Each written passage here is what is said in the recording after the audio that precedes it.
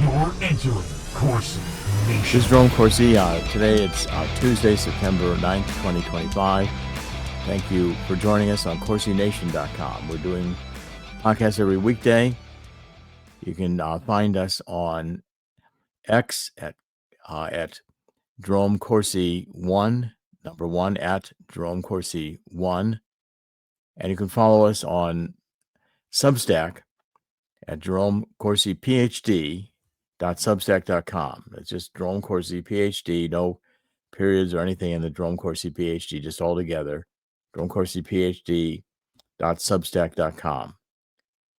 I've got a number of things to cover today. One of the more bizarre stories comes out of Great Britain, and Revolver's covering it today, that the woke British media is Great Britain has just gone completely woke.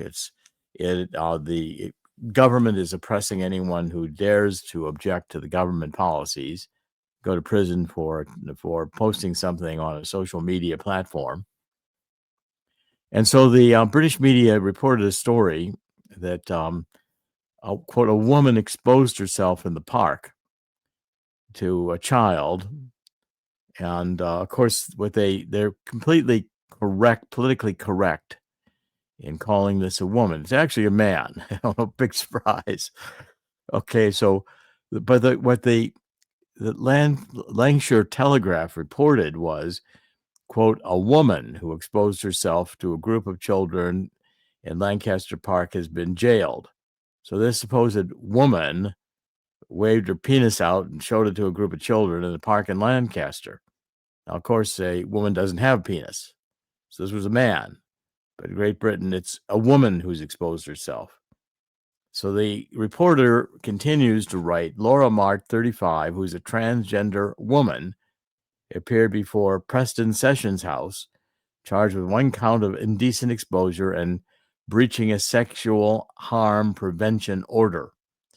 The incident occurred on July 18th when the defendant of Game Street, Great Harwood, was walking in Williamson Park in Winesdale Road. A child who was playing on the monkey bars in the park saw Mart holding her penis and wiggling it at her, and she immediately told her friends and father. Okay, so this is a reporter named Jack Stott, S-T-O-T-T. He says, I'm a reporter at Lancashire, Lancashire, Lancashire Telegraph, covering entertainment, crime, community, health, and business. Okay, so at the very bottom of the article was buried, the defendant has a history of similar offenses with 4 exposure convictions and an indecency charge in 2018. Okay, now the Revolver reporter sums up. So let's summarize this. This perverted sicko has a history of exposing himself to people, likely children, and the press is still hell-bent on dignifying his mental illness and perversion by claiming, quote, she, end quote, has a penis. People all over the world are tired of this nonsense. Okay, Chris, why don't you come on and comment on this? I mean, there's all kinds of, here's somebody posting on as the white cock. Calling a man after he flashes kids is not confusion, it's complicity. Even Right. the community note got this one right. Laura Mart is a delusional, woke male. Chris? First off, anybody who exposes him or her or itself, in this case, to people should be put away, or at least reprimanded and told to go home. But of course, when it comes to a protected class, it's the victims who are crazy. Yeah, the victims it's the victim's fault. Or watch the pronouns. I mean, you saw what happened with the shooter from the school shooter from Minneapolis. It was all about pronouns for a good portion of the media. Even Jake Tapper was yammering on and trying to lecture people about pronouns. Let's put that aside. This person in the park exposed itself and shouldn't be doing that. You or I do that. Well, by the way, we probably should be thrown in jail for doing that. At least I should be. But well, it's ridiculous. I mean, the whole Right. thing is ridiculous. It's the whole point of the story is that Great Britain has become so woke Yes, very woke. that it, and it's being overrun by Muslims, and lost its way, and this net zero nonsense. I mean, there's another story. I was going to cover it later, but let's cover it now. I just want to throw in one other word we should start using right now. And I believe I Okay. saw this on Zero Hedge a couple weeks ago, and I want to start pushing this as well. Okay. Vexophobes. Vexophobes. What's that mean? Vexophobes. Vexillology is the study of flags. So vexillophobes or vexillophobes, however you want to pronounce it, are people who fear flags. That's what we have in Great Britain. People who fly the Union Jack or the British St. George's Cross, all of a sudden, oh, it's aggressive because these Yeah, that's people right. are afraid of the flags. Yeah. Well, so the core story I want to cover here, and let's go to this one. The Right. British car industry, Yes. as this is on net zero, Zero Hedge rather. And again, it's a Jake Scott story in the Foundation for Economic Freedom. And he's reporting that in the 1950s, Great Britain was the second largest car producer in the world and the biggest exporter. So Coventry, Birmingham, and Oxford built not just cars, but the reputation of an industrial nation. To this day, it's still a great pride of Jaguar, Land Rover, which is a global automotive icon, and that still stands between Coventry and Birmingham. By the 1970s, Great Britain was producing more than 1.6 million vehicles a year. But today, Great Britain's fallen back to the 1950 levels. At peak output is half, 800,000 cars. And it's the lowest outside the pandemic since 1954. By mid-2025, production slumped a further 12%. And the country that once led an automotive revolution is now struggling to stay afloat and fighting to remain relevant. That's clearly the question. Great Britain, one of the powers that ruled the world with Great Britain's navy in the 17 and 1800s, is now a laughing stock. It's a joke. This one proud nation can't even fly the Union Jack. And it's got men who claim to be women waving their penises around in public to children, and the reporters are reporting it as perfectly woke normal. Okay, so the problem is that Europe has been flooded with cheap Chinese electric vehicles. Now they've imposed a tariff of up to 35% on these vehicles, and China has threatened retaliation against European luxury mark cars. So the EU's green transition is now facing a rising price syndrome across the EU, noticeable in Great Britain, where essentially you're going to find that Tesla's sales in the UK have collapsed 60%, while Chinese giant cheap EV deliveries have quadrupled. And so Europe's responding by taking up new tariffs. Britain did nothing. And so the British market, British factories are going to lose workers. They're going to be unemployed. And the problem is that Great Britain is committing political suicide and economic suicide in this woke nonsense. I think now we know that at least anybody with half a brain should know that the climate scare was all a hoax. And Climate Depot is making this abundantly clear. So America's producing, this is what's on Climate Depot today. America's producing record amounts of oil and gas in just 6 months. Trump has brought U.S. oil and gas production to its highest level ever. Okay, and Trump leaves. The New York Times admits that, quote, the old climate activist playbook no longer works. And, quote, it's an unusually bleak time. The future is colder than ever. Longtime activist. Everything I've worked on in my entire professional life has gone down the toilet the last 6 months. Well, that's where it belongs.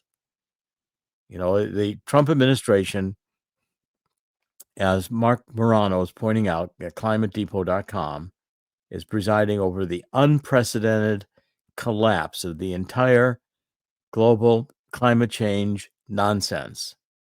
Trump 2.0 has far surpassed his first term by targeting the narrative of man-made climate change, referring to it as a cult, a scam, and a religion, and pursuing permanent changes, specifically challenging the carbon dioxide endangerment finding. Carbon dioxide is a dangerous gas. Yeah, well, without it, we wouldn't have plants.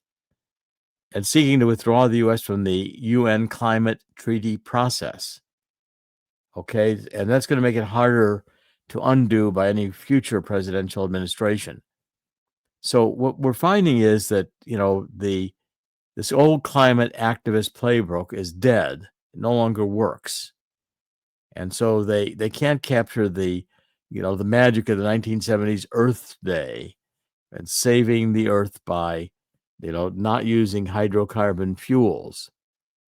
I think it's a great reversal. One of the great reversals, Back to Sanity. It reminds me of McKay's book on the tulip craze in Holland in the 1600s, whatever it was, that where these tulips were all being prized because they produced different colors.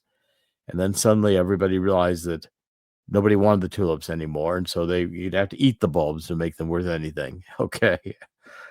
So there's lots of articles right now on Climate Depot, and Chris can show you the page. It's just, I'm thrilled to see this whole movement go down the tubes. New York Times has had to report that the Energy Secretary Wright attacks offshore wind and dismisses climate change as not incredibly important, calls the UN Paris Pact silly. What is silly? Okay, so the Associated Press needs to quit lying. Climate change is not making U.S. corn farming dicier. Okay, so we're seeing a new study came out. Despite rising carbon dioxide, Arctic sea ice fails to melt. No statistically significant decline in sea ice since 2005. That's a published article in the peer-reviewed journal Geophysical Research Letters. Okay, so all the science that is true science, not just this made-up nonsense from the BS climate change crowd, it's all these disasters, all this climate porn. We're going to have this disaster, that disaster, another disaster. Al Gore with his inconvenient truth. All lies, nonsense, BS, crap, finally being recognized worldwide. Okay, I'm glad to see it happening. I mean, I wrote my book on that, which was very widely received and well received. Hold on, I'll get a copy. Right here. This book, The Truth About Energy, Global Warming, and Climate Change, did extremely well. And I dedicated it to Mark Morano, and it really explores the entire phenomenon. I got excellent reviews on it. I was very pleased with this book. It's Will Happer, professor emeritus at the Department of Physics at Princeton, said Corsi's new book is a trove of information, especially about the people and motives that have driven the current climate frenzy. The discussion of climate science, especially the dominant role of the sun and clouds, is very good. Okay, there are also fascinating discussions of unfashionable, perhaps incorrect scientific theories like abiogenic hydrocarbons, not fossil fuel, or alternatives to plate tectonics as the Earth expanded, rather than just the plates shifting apart from this giant continent that once was supposed to exist with all the continents tied together and all the rest of it water. To help clarify the all too human nature of science and how hard it is, these ideas help to clarify the all too human nature of science and how hard it is initially to distinguish between a paradigm shift and a mistake, like today's alarm over carbon pollution, which is a mistake. Okay, so I got very good reviews on this book, for going through the research and understanding that this was all climate change and global warming was all a hoax. Lobos Moto, former professor, faculty member at Harvard, wrote, Corsi, a best-selling author of books about mainstream political issues, proved to be a powerful enough mind to brilliantly deconstruct a seemingly scientific topic, the fight against climate change. He sees the fears widely exaggerated. Sunspots, cosmic rays, and oceans as more important for the climate than carbon dioxide. The book is not afraid of delicate scholarly topics such as chaos theory, the chemistry of the Earth's core, the extinction of dinosaurs. But for Corsi, the movement is primarily a social phenomenon that arose through the integration and evolution of several left-wing factions and ideologies, including Malthusians, who neglect the human intellect. The tampering of the data by favored researchers, failed green economic policies, limitations of electric cars, and other hype technologies, as well as natural processes such as the carbon cycle, are described in a way that is detailed and sourced as it is devastating. Corsi's decision to dedicate the book to Mark Morano also proves his profound understanding of this vitally important ongoing conversation. That's, again, one of the books I wrote that has made an impact. It's the first of a trilogy. I wrote the second book as well. And I'm getting it. Well, here's the second book, which is The Truth About Neo-Marxism, Cultural Maoism, and Anarchy. And this is exposing woke insanity in Age of Disinformation. The climate book is exposing climate lies in an age of disinformation. The third book will be on transhumanism, transgenderism, AI, perpetual life extension, all these concepts that we can become superhumans. And I've not yet written that book, and hope to begin writing it in a year or two, God willing. But it will be a culmination of this series I've done to try to, I've called the series the Great Awakening Trilogy. When the Great Awakening is the realization that coming back to God, which is fundamental to our insanity of this age. And it's amazing that as advanced as we think we are, we're still subject to hoaxes like climate change and global warming. And again, it shows the fragility of human intellect and the propensity of human beings to believe a lie if it's repeated loudly and enough and long enough. Okay, let's cover a few more stories today. Donald Trump is now about to release a damning report detailing the shortcomings of the Bureau of Labor Statistics after this woke idiot Erica McEntarfer, McEntarfer, was fired after an abysmal July jobs report. So what we're seeing is that the government statistics, I've been reporting this for years, the government statistics are largely worthless. They're politically driven. We're not getting legitimate government statistics. So if Biden's in, they prop up the number of jobs created and then they correct it later. Nobody follows the corrections. It's all political reporting. How is the government going to report $34 trillion in national debt and what its real implications are? The bureaucracy lies, it cheats, it steals, and nothing is done about it. And Donald Trump is making a major effort to deal with it. And I think the American public is becoming aware of the magnitude of the problem that we've got. I applaud Donald Trump's efforts to root out these woke, leftist Georgetown coffee shop intellectuals from the bureaucracy. I continue to remind everybody that my solution to the bureaucracy is move the entire federal bureaucracy to Death Valley. They can relocate if they want, and they can have Quonset huts and all the wind and solar they want. But they have to move to Death Valley. That's where their jobs are now located, and good luck. Well, I think most of them will quit. which is really what I would like to see happen. I think we close down by department, by department, by department, and we wouldn't miss them. We might run things better if we returned these activities to private enterprise and got rid of the federal government bureaucracy altogether. Okay, so now Germany is deciding they're going to lead the European effort to make nuclear weapons and take on Russia. Another bad idea. So Germany thinks if it can just, work its way out of the economic decline that Germany imposed upon itself and the European Union imposed upon itself by having these sanctions against Russia for invading Ukraine. That was again suicidal because Europe was getting its natural gas largely from Russia. And Russia said, sanctions, okay, I'm turning off your gas. Well, Donald Trump, in his first term, warned the Europeans about this. They all laughed at him. Oh, ha, ha, ha. Russia will never do that to us. No, Russia did it.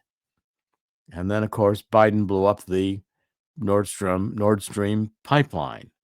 I think I'll get together with the German scientist who monitored that and has seismic data that shows that the Nord Stream pipeline was blown up by a near atomic weapon that was called for by Biden or whomever was working the auto pen that day.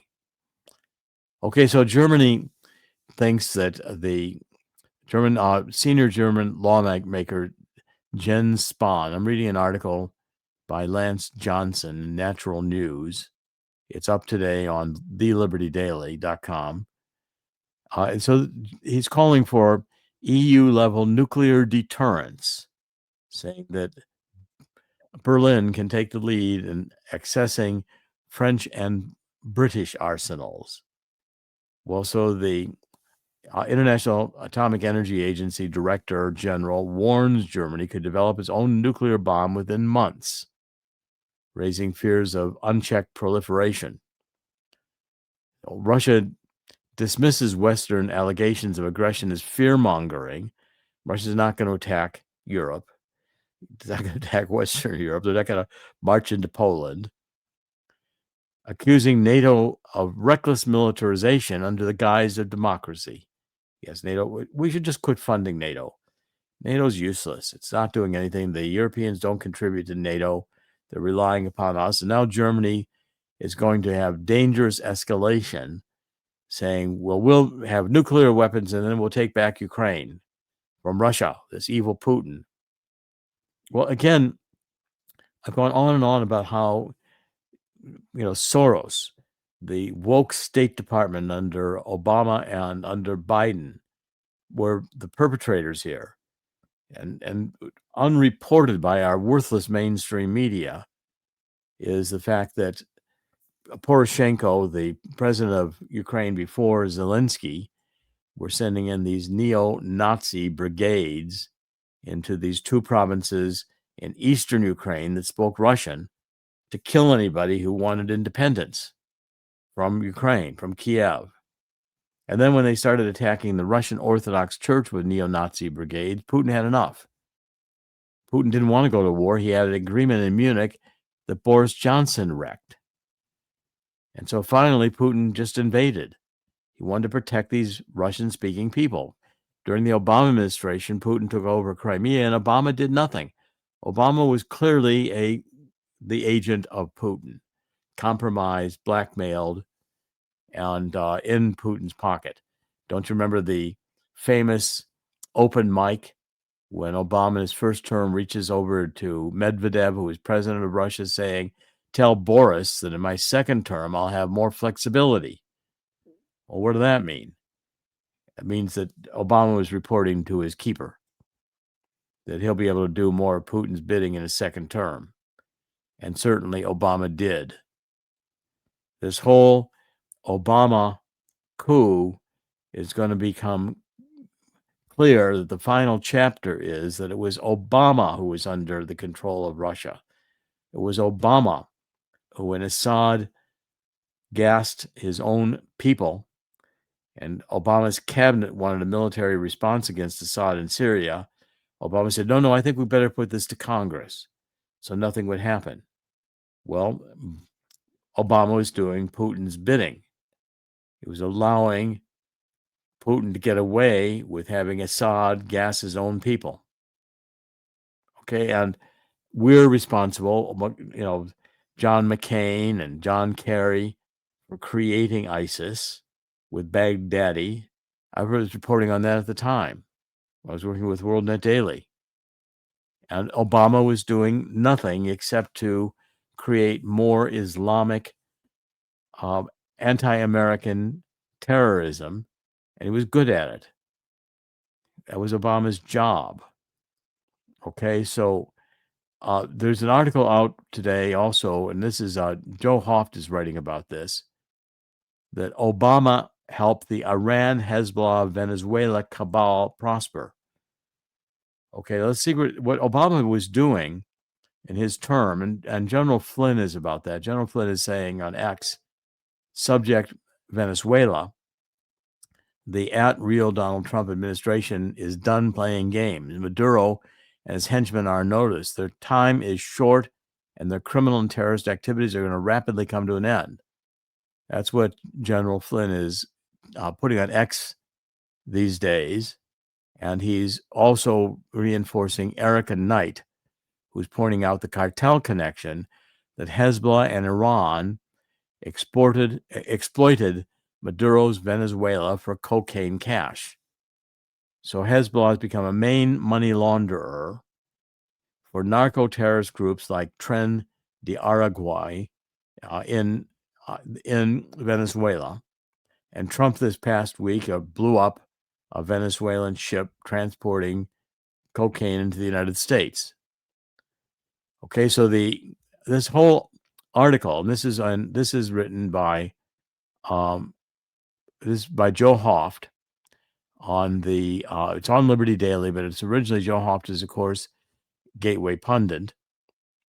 What Joe Hoft is writing accurately is that the Iranian and Venezuelan regimes are falling apart thanks to President Trump opposing and destroying President Obama's policies of appeasing regime leaders and thugs and terrorists around the globe. So, in 2007, Politico released a one-off report that uncovered actions by the Obama administration to appease the Iranian and Venezuelan regimes. So the Politico wrote in 2017, quote, in its determination to secure a nuclear deal with Iran, the Obama administration derailed an ambitious law enforcement campaign targeting drug trafficking by the Iranian-backed terrorist group Hezbollah, even though it was funneling cocaine into the United States. That's according to a Political investigation. Okay, so the campaign was called Project Cassandra. Cassandra was a prophet, and it appears in the Iliad and the Odyssey, which she was predicting the great disaster for Troy. Project Cassandra was launched in 2008 after the DEA, the Drug Enforcement Administration, amassed evidence that Hezbollah had transformed itself from a Middle East-focused military and political organization into an international crime syndicate that some investigators believe was collecting $1 billion a year from drug and weapons trafficking, money laundering, and other criminal activities. Over the next 8 years, agents working out of a top-secret DEA facility in Chantilly, Virginia, used wiretaps, undercover operations, and informants to map Hezbollah's illicit networks with the help of 30 U.S. and foreign security agencies. They followed cocaine shipments, some from Latin America to West Africa, and on to Europe and the Middle East, and others through Venezuela and Mexico to the United States. They tracked the river of dirty cash as it was laundered by other tactics, by buying American used cars and shipping them to Africa. With the help of some key cooperating witnesses, the agents traced the conspiracy they believed to the innermost circle of Hezbollah and state sponsors in Iran. They followed cocaine shipments, tracked a river of dirty cash, and traced what they believed to be the innermost circle of Hezbollah and state sponsors in Iran. But Project Cassandra retired into the hierarchy of the conspiracy, Obama administration officials threw an increasingly insurmountable series of roadblocks in its way. According to interviews with dozens of participants who in many cases spoke for the first time, of course Obama blocked Project Cassandra because it would have ended up with Obama being at the center of this whole scheme. Justice Department declined requests by Project Cassandra and other authorities to file criminal charges against major players such as Hezbollah's high-profile envoy to Iran, a Lebanese bank that allegedly laundered billions in alleged drug profits, and a central player in the U.S.-based cell of the Iranian paramilitary Quds force. That's their Jerusalem force. The State Department rejected requests to lure high-value targets to countries where they could be arrested. Okay, and so you see a drug smuggling operation that tied together Venezuela and the United States and banks, and Obama is at the center of it. Obama never saw a terrorist he didn't like. He liked them all. Loved Iran. I said in Obama Nation, which I wrote in 2008, that Obama was raised a Muslim. He was educated by Frank Marshall Davis, who was a communist. He hated America, and he was a CIA plant. And this is who I was a total lie. Remember Hope and Change? Hope and Change. Yeah, well, that's great. And what we have, and tie this to Act Blue, because I'm saying that there are billions of dollars being money laundered from the border when Obama and Biden in 2014 made this deal with Orlando Hernandez, who was the president of Honduras and a member of the Sinaloa drug cartel, to open the border to hundreds of thousands of unaccompanied minors coming across the border who were captured into sex slavery and organ harvesting, cocaine importing from the Sinaloa cartel, and fentanyl from China, all supported by Pope Francis and his emissary, Cardinal McCarrick, who was a known homosexual. Of course, we have the Catholic Church right now in the Jubilee year allowing a rainbow crucifix and all the LGBT to come into St. Peter's to celebrate an LGBT mass. They might as well have a satanic ceremony going on in the Vatican to mock God. So the massive amount of crime, money laundering, the Democratic Party funded by child sex trade, that money going into the banks, and I've reported this is Sean Taylor's work, whistleblower who deserves much more attention than he's getting. And I brought this into the Justice Department. Supposedly, the Justice Department is investigating. Okay, and this is a money laundering scheme where the money enters the banking system from the border, illegal activities that Biden and Vice President and Obama engineered at the behest and suggestion of the Catholic Church from Rome through Cardinal McCarrick, the emissary of Pope Francis in those years. And the money comes into the banking system, it's laundered, and then to get it out, the heads of Act Blue buy $1 million homes, and they get $50 million in mortgage loans that are, again, fraudulent. They're tracked in LexisNexis, which reported that a mortgage loan was made on that home worth $1 million, $50 million in loans, but these loans never show up on the deed. And it's okay because it's massive amounts of money, and the banks are happy to do it. Okay, I've reported TD Bank for about 6 years, I think 2018 to about 2024, was not filing FinCEN reports with the Treasury. And there was over $10 trillion that passed through the bank without any FinCEN reporting. How much of that was money laundering? Well, if the commercial banks and the intelligence agencies are in the drug business and the child sex trade and organ harvesting business, we've got a lot of problems. And that's what needs to come out now, is what now Donald Trump needs to expose. Chris, why don't you come on? We'll sum this up in a minute. But finally, I want to report that there's growing attention to this Chilean port that Todd Callender, my friend who owns an insurance company in the United States, has this port as an asset. The port is a deep water port, and China looks to be ready to buy it, to develop it. And our State Department, Marco Rubio, is doing nothing. We brought this issue to the highest levels we can in the government, and the Trump administration doesn't seem to see the strategic importance of that deep water port in Chile, where China already controls the Panama Canal, already controls the port in Peru and the Pacific, and China will control this port in Chile if we don't do something about it, and China will have locked up all the ports in South America on the Pacific.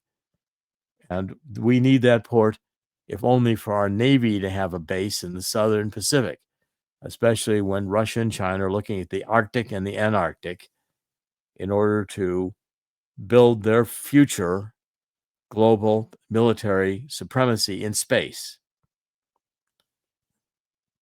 Chris, I mean, there's a lot of things we reported on today. Right. But I think the Trump administration is doing an excellent job, but there's so much of this corruption. There's so much massive corruption in the bureaucracy, so many holdovers globally from the Obama and Biden administrations that this is a massive task, and it won't be accomplished easily. But this whole Belt and Road Initiative, where China's tying up the entire southern hemisphere, and we're just ignoring it. We're letting China have all the ports they want, while we are getting out. The United States is getting out of the port management business. Chris? China's influence in the southern hemisphere has become dangerous over the last decade plus. It's to the point where they're pushing influence in resource-rich nations in Africa, and of course, they're bullying other nations in the South Pacific, as well as pushing more influence in South America. Interestingly enough, though, what's happening is some of these nations' people are rejecting communism, whereas the CCP is trying to advance its own influence over there. So that might be something we can capitalize on. One of the ways to capitalize is to have a little more or a lot more control over trade in the western and the southern portion of the Western Hemisphere as well. And China could control maritime trade all over the southern, eastern, and western hemispheres for a very, very long time with this one port. I mean, look at this. It's all mapped out here. You have a whole highway system that goes through all over South America, the Pan American Highway down here. No, I can't get past the Darien Gap, but we all can understand. Darien Gap was a staging point for the invasion that Obama orchestrated with Biden to come into the United States through the southern border, on which they made billions of dollars, funneling Act Blue and Antifa and Black Lives Matter, all of which we thought were legitimate organizations just funded by Soros, paid for riots, paid for all the rest of it. As soon as the money dries up, Black Lives Matter and Antifa dry up. Same as the United Nations. Cut the money off. Cut the money off from Zelensky. All these evil things go away.